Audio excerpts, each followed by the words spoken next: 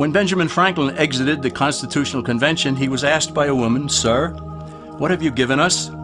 His immediate response was, "A republic, ma'am, if you can keep it." Yet most Americans today have been persuaded that our nation's governmental system is a democracy and not a republic. The difference between these two is essential in understanding Americanism and the American system. Before we discuss political systems, however, it's helpful to address the confusion that has been spread about the political spectrum. Many have been led to believe that the political spectrum places groups such as communists on the far left, fascists or dictators on the far right, and political moderates or centrists in the middle. However, a more accurate political spectrum will show government having zero power on the far right to having 100% power on the far left. At the extreme right, there is no government. The extreme left features total government under such labels as communism, socialism, Nazism, fascism, princes, potentates, dictators, kings, any form of total government. Those who claim that Nazis and fascists are right-wing never define their terms. This amounts to spreading confusion.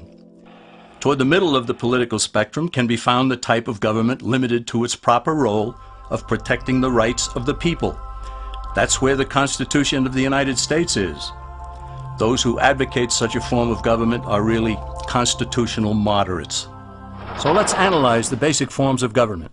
They are monarchy or dictatorship ruled by one, oligarchy ruled by a few, democracy ruled by a majority, republic ruled by law, and anarchy, which is ruled by no one. In discussing these five, we'll see that they can be narrowed down to even fewer. Looking first at monarchy or dictatorship, this form of government doesn't really exist in the practical sense. It's always a group that puts one of its members up front. A king has his council of nobles or earls, and every dictator has his bureaucrats or commissars, the men behind the scenes.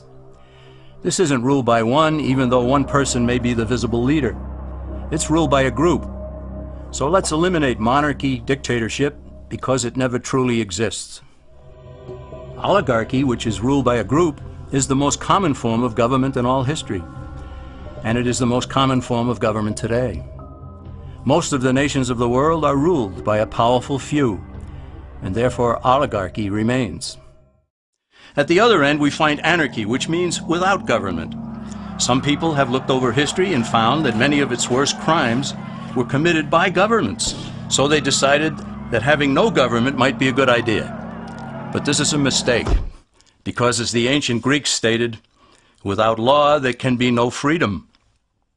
Our founding fathers agreed and held that some amount of government is a necessary force in any civilized, orderly society.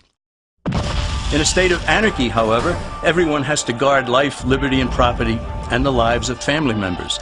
Everyone must be armed, and movement is severely restricted because one's property has to be protected at all times.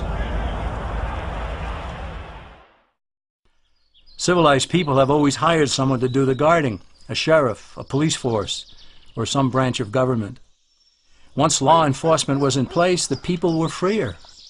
They could leave their property, work in the fields, and so on.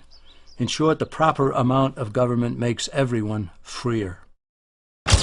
There are some who advocate anarchy, however, not because they want no government, but because they don't like what they have. They use anarchy as a tool for revolutionary change.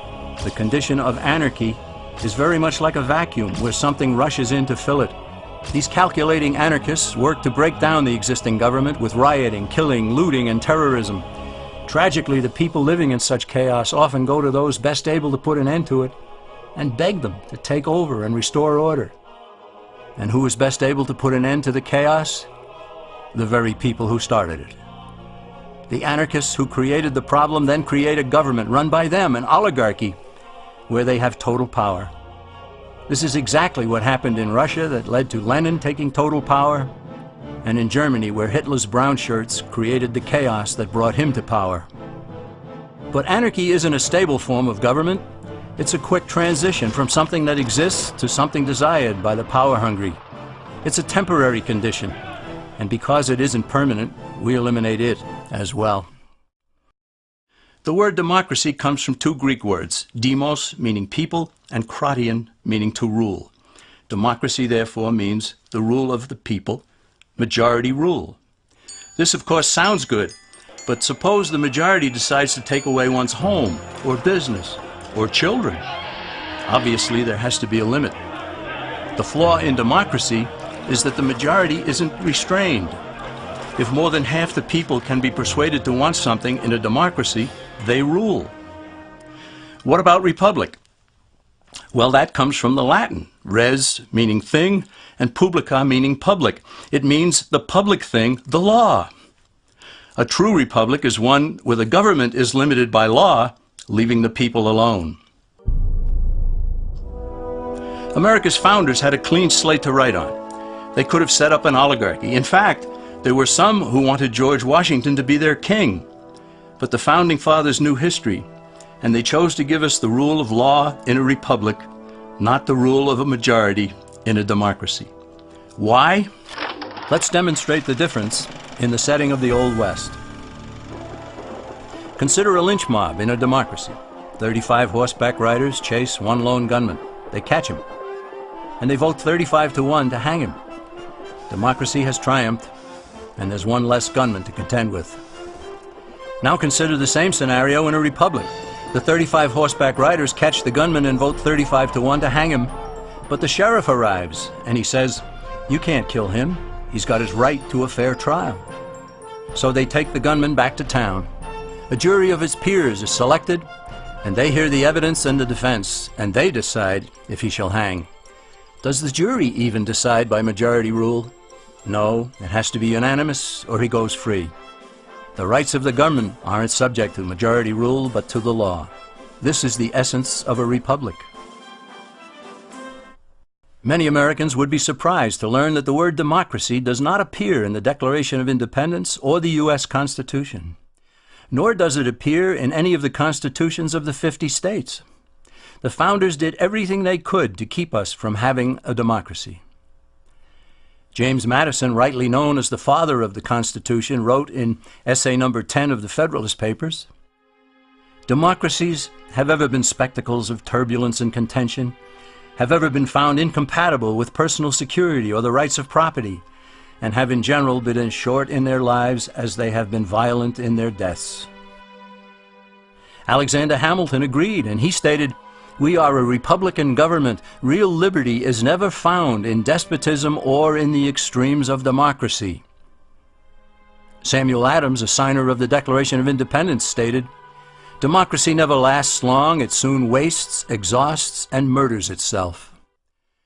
The founders had good reason to look upon democracy with contempt, because they knew that the democracies in the early Greek city-states produced some of the wildest excesses of government imaginable. In every case, they ended up with mob rule, then anarchy, and finally tyranny under an oligarchy. During that period in Greece, there was a man named Solon who urged creation of a fixed body of law not subject to majority whims. But where the Greeks never adopted Solon's wise counsel, the Romans did. Based on what they knew of Solon's laws, they created the 12 tables of the Roman law and, in effect, built a republic that limited government power and left the people alone. Since government was limited, the people were free to produce, with the understanding that they could keep the fruits of their labor. In time, Rome became wealthy and the envy of the world. In the midst of plenty, however, the Roman people forgot what freedom entailed. They forgot that the essence of freedom is the proper limitation of government. When government power grows, people freedom recedes. Once the Romans dropped their guard, power-seeking politicians began to exceed the powers granted them in the Roman Constitution. Some learned that they could elect politicians who would use government power to take property from some and give it to others. Agriculture subsidies were introduced, followed by housing and welfare programs. Inevitably, taxes rose and controls over the private sector were imposed. Soon, a number of Rome's producers could no longer make ends meet, and they went on the dole. Productivity declined, shortages developed, and mobs began roaming the streets, demanding bread and circuses from the government. Many were induced to trade freedom for security. Eventually, the whole system came crashing down. They went from a republic to a democracy, and ended up with an oligarchy under a progression of the Caesars.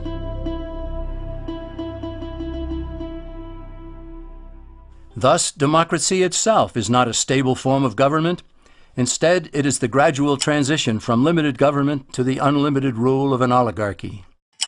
Knowing this, we as Americans are ultimately left with only two choices. We can keep our republic, as Franklin put it, or we will inevitably end up with an oligarchy, a tyranny of the elite.